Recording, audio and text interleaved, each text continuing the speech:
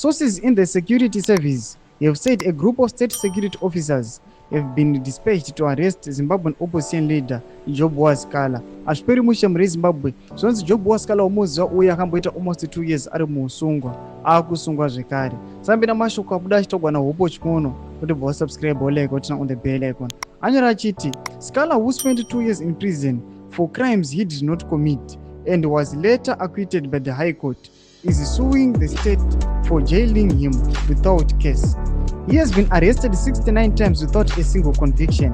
Mnangagwa's corrupt regime is embarked on a crackdown on the eve of the SADC summit that kicks off on the 17th of August. It is important for international bodies such as the SADC and the United Nations to condemn these actions and call on the Zimbabwean government to immediately cease its crackdown on opposition leaders, activists and civil societies. Masho aributsona upo chikono achiti aiwa pane masources ake ameti masources api ari kutora mashoko ekuti pane vanhu vadeployiwa kuti capture this guy anonzi Job Waskala.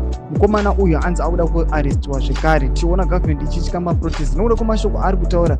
Job Waskala wataura nhau dzekuti toda kuripota the ruling party, the government yeZimbabwe pamusoro pe-unjust zvari kuita nekuarresta vakwana opposition. Saka takuona kuti iye anenge kuatakiwa mashoko atsvaka nahopo ching'ono. Tudze mafungiro enyu pine comment section medu. Tinoti kudii pamusoro penhau iyi. Musaona subscribe or like. Tinotina on the bell.